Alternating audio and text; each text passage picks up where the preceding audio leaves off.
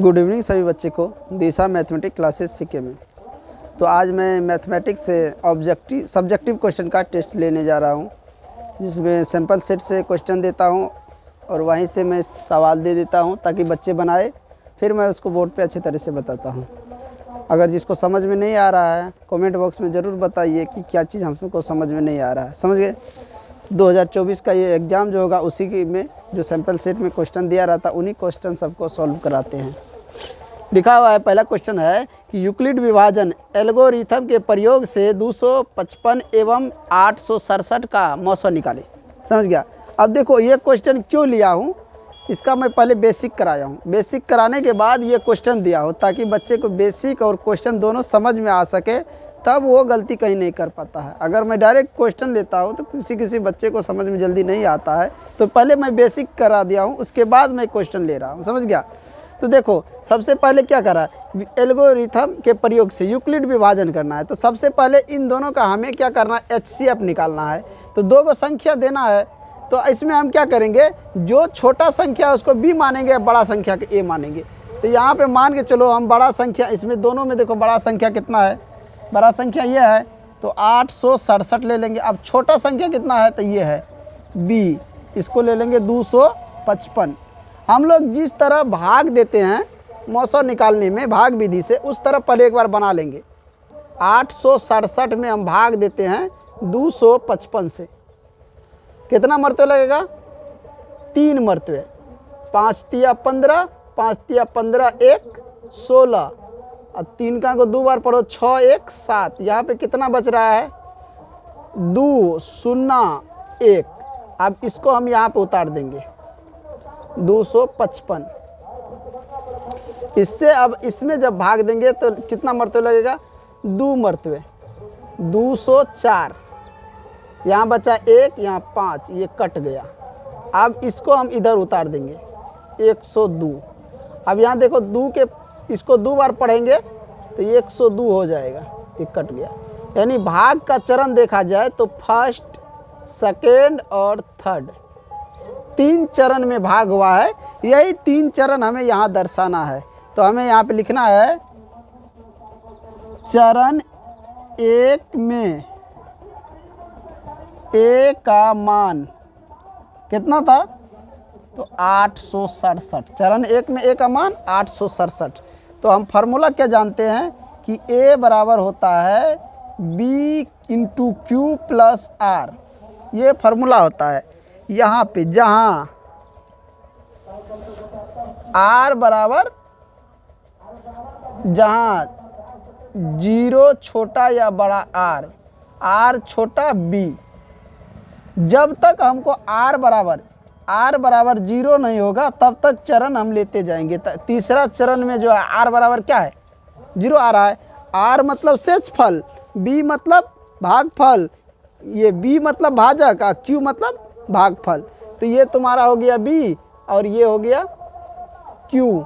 यहाँ भी ये B हो जाता है और ये Q। समझ गया? तो यहाँ हम लिख नहीं रहे, इसलिए नहीं लिख रहे हैं कि ये जो तुम्हारा B और R दोनों बन रहा है, इसलिए। तो अब यहाँ पे देखो, हर बार ये फार्मूला नहीं लिखूंगा, यहाँ पे मैं लिख दिया हूँ एक बार। तो अब एक जगह पे लिख देंगे 867 बराबर में हो जाएगा B कितना है, 255, और गुना Q कितना है, तो भागफल देखो यहाँ पे 3, अब प्लस R कितना है, 102। तो यहाँ क्या है, R बराबर नहीं है 0, नहीं हुआ 0। तो अब चरण 2 में देखेंगे, चरण 2 में A का मान कितना है, चरण 2 में A का मान, चरण 2 ये हो गया 255। तो यहाँ पे 255 बराबर में तो 102, और गुना हो जाएगा 2, और प्लस में हो जाएगा 51। यहाँ भी देखते हैं तो R बराबर नहीं है 0। अब लिखेंगे चरण 3 में A का मान कितना है, चरण 3 में 102 है A का मान, 102। तो 102 बराबर हो जाएगा 51 गुना 2 प्लस में 0। यहाँ देखो R बराबर कितना आया, 0 आगे कि नहीं, R बराबर में यहाँ R के जगह 0 है ना, तो R बराबर 0 आ गया। जब R बराबर 0 आ जाए तब जो संख्या B होगा वही संख्या जो है क्या होगा, HCF यानी मौसा वही संख्या होगा। तो यहाँ पे देखो b की जगह 51 है तो तुम्हारा 51 ही इसका HCF हुआ। कितना हुआ? 51। यही तुम्हारा आंसर है। हम लिख सकते हैं यहाँ पे जब r बराबर 0 हो तो जो भाजक होगा वही तुम्हारा आंसर होगा। तो वहाँ पे लिख देना अतः HCF बराबर 51। आज समझ में। चलिए क्वेश्चन नंबर 2 को देखो। बहुत ही आसान क्वेश्चन है जो कि मैं बता दिया हूँ, फिर भी एक क्वेश्चन आ गया सामने तो उसको भी ले लेता हूँ। कह रहा आवाज गुणनखंड विधि द्वारा 570 और 1425 का एलसीएम तथा एचसीएफ ज्ञात करने के लिए। तो आवाज गुणनखंड पहले तो निकालना है। 570 का आवाज गुणनखंड कितना होगा? निकालो इसको। 2 से 2, 2 दूना 4, 1 पे 7 17, 8 दूना 16, 5 दूना 10। अब यहाँ पे देखना 8 2 10 5 15, 3 से कट रहा है। 9 तिया 27, 5 तिया 15। अब ये देखते हैं 9 5 14 हो जाता है तो 5 से काट लो इसको। 19 पंचे 95। अब ये कटेगा 19 से 1, इसका भी हम निकाल लेते हैं। 14 25 का ये किससे कटेगा? देख लो 5 2 7 5 12, 3 से कट रहा है। 3 चौका 12, 2 पे 2 22, 7 तिया 21, 5 तिया 15। अब फिर देखते हैं 7 4 11, 5 16, 16 हो रहा है। इसका मतलब ये 5 से कटेगा, 3 से अब नहीं कटेगा।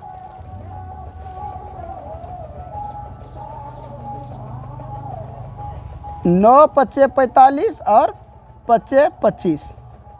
अब फिर यहाँ कटेगा 5 से 19, 3 से काट के देखेगा 3 का 3, 1 पे 7 17, 3 5 15, फिर 25 हो जाए, इसीलिए 3 से नहीं काटा था। अब यहाँ 19 से काटोगे तो 1 आ जाएगा। तो हम यहाँ लिख सकते हैं 570 बराबर में 2 गुना 3 गुना 5 गुना 19 और यहाँ है 1425 बराबर में हो जाएगा 3 गुना 5 गुना 5 गुना 19। अब हमें क्या निकालना है? पहले कह रहा है एलसीएम, उस बाद में एचसीएफ। तो एलसीएम बराबर एचसीएफ बराबर। अब यहाँ पे देखो एलसीएम निकालने के लिए क्या करेंगे? जो अधिक बार जिसमें आया होगा उसमें ले लेंगे। तो 5 इसमें एक बार आया, इसमें 2 बार आया, तो इसका सब ठो ले लेते हैं पहले। 3 गुना 5 गुना 5 गुना 19 ले लिए। अब इधर देखो तो इसमें क्या छूट जाता है? तो 2 छूट जाता है। इसमें क्या छूट जाता है? 2 छूट जाता है। तो 2 को भी हम ले लेते हैं। समझ गया? अब इसको गुना कर लो। और एचसीएफ में क्या होता है? जो सब में हो वो कॉमन ले लो। इसमें देखेगा तो 3 इसमें भी है, इसमें भी है, 5 इसमें भी है, इसमें भी है, 19 इसमें भी है, इसमें भी है कि नहीं? सब में देखो 3 भी है, दोनों में 5 भी है, 19 भी है। तो अब यहाँ पे क्या करेंगे? 3 गुना 5 गुना 19। अब इसको गुना करो, कितना होता है? 5 तिया 15, 15 गुना 19 कितना होता है? 15 गुना 19 कर लो। 15 और 19 285 हो रहा है। गुना करके देख लेना। 15 9, 15 नमा कितना होता है? 15 नमा 135, 135, 5 हासिल 13, 15 का 15, 15 13 28। आया है तुम लोग को इतना? 285। ये 285 हो गया। अब इसमें देखो, इसमें गुना करो। 5 तिया 15, 15 5 75, अब 75 गुना 2, 75 दूना कितना होता है? 150। 150 को 19 से गुना करेगा तो ये है ये 28 50। देखो इतना आया है तुम लोग को। ये दो है, ये हो गया एलसीएम और ये हो गया एचसीएफ। समझ गया? सवाल में कोई दिक्कत किसी को नहीं? चलिए आगे क्वेश्चन, इसको मिटा के अगला क्वेश्चन लेते हैं, उसके बाद बनाते हैं। चलिए क्वेश्चन नंबर 2 देखिए, और ये क्वेश्चन नंबर तुम्हारा हो गया 3। क्वेश्चन नंबर 3 है और ये है क्वेश्चन नंबर 4। 2 क्वेश्चन बताए, तीसरा और ये चौथा। लिखा है 2 संख्याओं का मौसा यानी एचसीएफ 145 तथा उनका एलसीएम लॉस 2175 है, यदि एक संख्या 725 है तो दूसरी संख्या, हम फार्मूला बताए थे, देखो ये सब फार्मूला बताए थे, क्या बताए थे, A गुना B बराबर LCM गुना HCF, इस पर भी निकल जाएगा, ये जो फार्मूला सूत्र लिखाए थे इस पे भी बैठाएगा, इसको तो निकल जाएगा, कोई दिक्कत नहीं है। या नहीं तो B बराबर होता है, यानी इसको पहला संख्या को A मान लो और दूसरे संख्या को B मानो, तो यहाँ B बराबर फार्मूला होता है LCM गुना HCF, अब बट्टा में A, इस पे भी दोनों पे निकल जाएगा, जिस पे बैठाएगा उस पे निकल जाएगा। तो यहाँ पे लिखा है LCM बराबर 2175, HCF बराबर है 145, और पहली संख्या A दिया है कितना 725, और B बराबर व्हाट, B निकालना है, इसको इस पे बैठाओ, इस पे बैठाओ, जिस पे बैठाएगा ये आ जाएगा, समझ गया, जिस पे भी बैठाएगा इसको ये आ जाएगा, इसी पे बैठा देते हैं। LCM हो गया 2175 गुना HCF कितना है 145, बट्टा में ये कितना है 725, अब काट दो, यहाँ 145 हो जाएगा, यहाँ 5 से काटेगा तो कितना हो जाएगा, 5 चौका 20, 1 5 तिया 15, 7 पंचे 35, 5 25, ये और ये कट गया, तो एक B कितना आया, B बराबर 435, B बराबर 435, कितना आसान है देखो। चलो तो ये देखो कितना आसान था, बन गया। अब इसमें देखो हमने बताए थे बेसिक क्लास में, किसी संख्या के ऊपर अगर एक संख्या उसके ऊपर कोई रेकरिंग है तो उसका मान होता है 9, अगर 2 संख्या है उसके ऊपर रेकरिंग लगा तो उसका मान होता है 2 गुना 3 है तो 3 गुना, आए समझ में। चलिए इसको हम बनाते हैं, यहाँ पे लिखेंगे माना कि, इसको मान लेते हैं x बराबर, माना कि x बराबर 1.8 पे पावर रेकरिंग, समझ गया, इसको समीकरण 1 मान लो, इसको समीकरण 1 मान लो। अच्छा ये बताओ x बराबर, इसको इस रूप में लिख सकता हूँ, इस रूप में लिख सकता हूँ ना, रेकरिंग है तो ये बढ़ता ही जाएगा, बढ़ता ही जाएगा ना। अब यहाँ पे x बराबर तो इतना हो जाएगा, तो हम लिखेंगे दोनों तरफ 10 से गुना करने पर, दोनों तरफ इसमें क्या करते 10 से गुना, इधर 10 से गुना करेंगे क्या होगा 10x हो जाएगा, बराबर इधर जब हम 10 से गुना करेंगे तो 18.888 आते रहेगा, इसको समीकरण 2 मान लेते हैं। समीकरण अब क्या करते हैं, समीकरण 2 में से 1 को घटाने पर, समीकरण 2 में से 1 को घटा देते हैं, समीकरण 2 में से 1 को घटाने पर, समीकरण 2 में से समीकरण 1 को हम घटा देंगे तो क्या हो जाएगा। अब देखो यहाँ पे मान के चलो 10x है समीकरण 2, इसमें माइनस कर देंगे समीकरण 1 का एगो x, बराबर में इधर क्या हो जाएगा 18.888, अब माइनस कर देंगे 1.888, तो हमारा क्या बचेगा, देखो जल्दी क्या बचेगा, इसको घटा के देखो तो, अब घटो होता है ना तुम लोग, घटाओ, यानी कि 10x में से 1x जाएगा तो 9x, बराबर 18 में से 1 जाएगा तो 17, इधर तीनों बराबर है तो मान लो 0.00 हो जाएगा, जीरो का तो कोई मतलब ही नहीं रहता, तो x बराबर क्या हो जाएगा 17/9, x बराबर 17/9। अब हम क्या करेंगे, इससे भाग दे देंगे, तो ऐसे भी x बराबर क्या हो जाएगा 1.8/9, यही तुम्हारा आंसर है। इसी के रूप में कह रहा है सरलतम, यानी कह रहा है कि परिमेय संख्या के रूप में, यानी छोटा से छोटा संख्या के रूप में, तो ये देखो 17/9 परिमेय संख्या है, और यही कह रहा लिखने के लिए सरलतम रूप, यानी परिमेय संख्या के रूप में सरलतम रूप, तो ये सबसे छोटा रूप ही आ गया। इतना भी लिखेगा तुम्हारा आंसर हो जाएगा, इतना भी रहेगा तब भी तुम्हारा आंसर है, समझ गया, इतना भी रहेगा, ये नहीं कि 18/9 कर देगा तब गलत हो जाएगा, इतना रहेगा तब तुम्हारा सही है, समझ गया। तो चलिए इसको मिटा के एक क्वेश्चन और लेते हैं। चलिए जो हमारा 3 नंबर में क्वेश्चन था, 4 नंबर में उसी टाइप से ये क्वेश्चन आ गया है कि 1.6 पावर रेकरिंग को परिमेय के रूप में लिखे, यानी सरलतम रूप में करा लिखने के लिए। तो कैसे लिखेंगे, तो यहाँ इसमें भी माना कि x बराबर 1.6, इसको मान के चलो कि समीकरण 1 मान लेते हैं।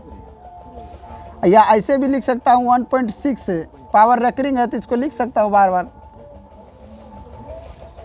अब क्या करते हैं, दोनों तरफ 10 से गुना करने पर, अब बोलोगे इसमें 10 से गुना करते हैं कहीं दूसरा आ जाए, तो दूसरा यहाँ लेके रखा हूँ, या 1 दशमलव के बाद 2 अंक है। अगर दशमलव यहाँ पे रहता, मान के चलो दशमलव यहाँ रहता तो उसका मान अलग होता, तब वहाँ पे होता ना 100 से गुना और वो अलग मान हो जाता। अब यहाँ पे गुना करने पे कितना आ गया, 10x बराबर में हो गया 16.66, ऐसे आ जाएगा।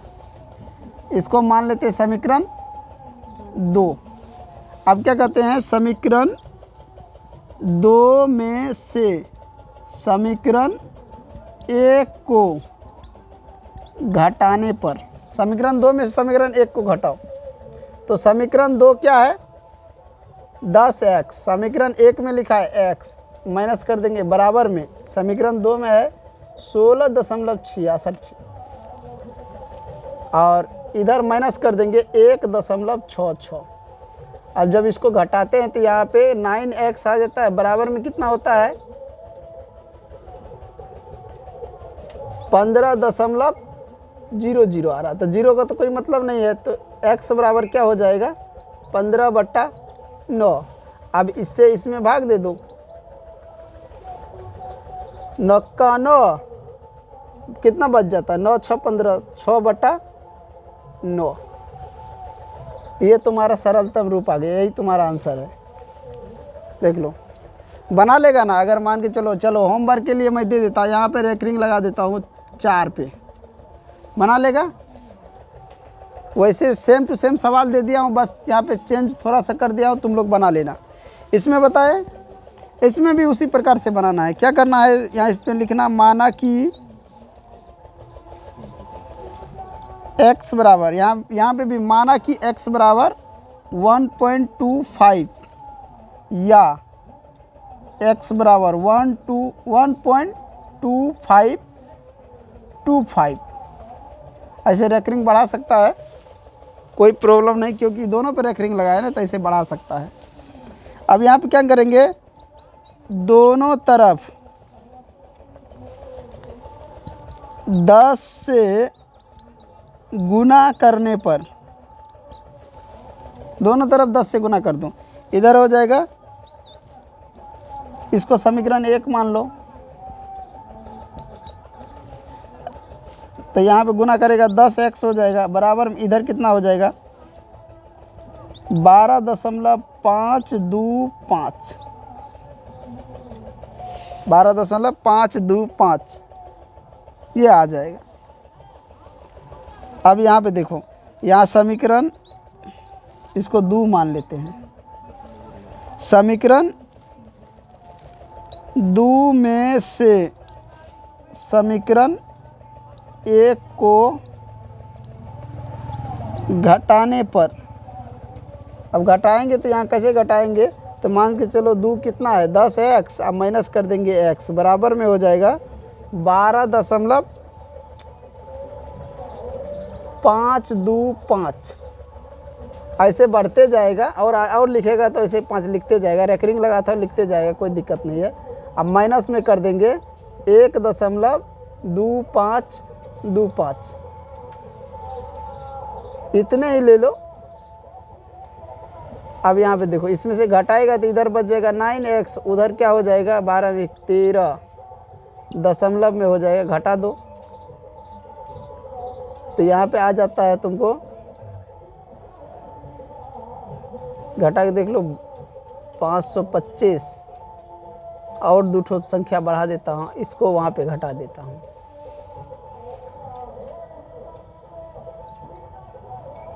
5 बच जाता है, ये तो मान लो 0 हो जाता है 0.5। अब यहाँ पे 9x बराबर ले लेते हैं 13.5/9, ऐसे भाग, ये दशमलव तो यहाँ हटाना था ना, तो देखो यहाँ पे थोड़ा सा मिस्टेक हुआ, यहाँ 10 से नहीं 100 से गुना करो तब आएगा। 100 से गुना कर दो, 2 को रेकरिंग लिया है ना। 100 से जब गुना करेगा यहाँ पे तो इधर कितना हो जाएगा 125 दशमलव में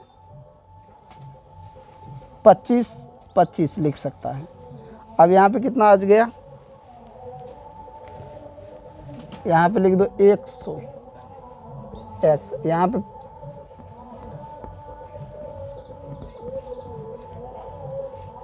पे तुमको हो जाएगा 125.25, अब माइनस हो जाएगा 1.2525।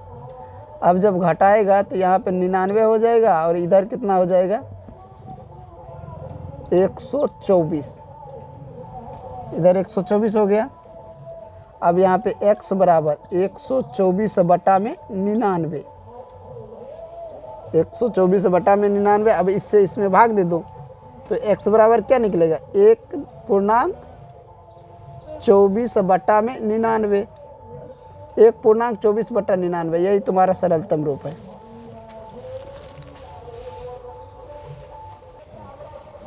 यहाँ पे भाग देगा, देख लो 99 से 124 में एक मरतबा लगेगा 99, 14 में से 9 गया 5, यहाँ बच 11 है, 11 में से 9 गया 2, 25, यहाँ 25 हो जाएगा।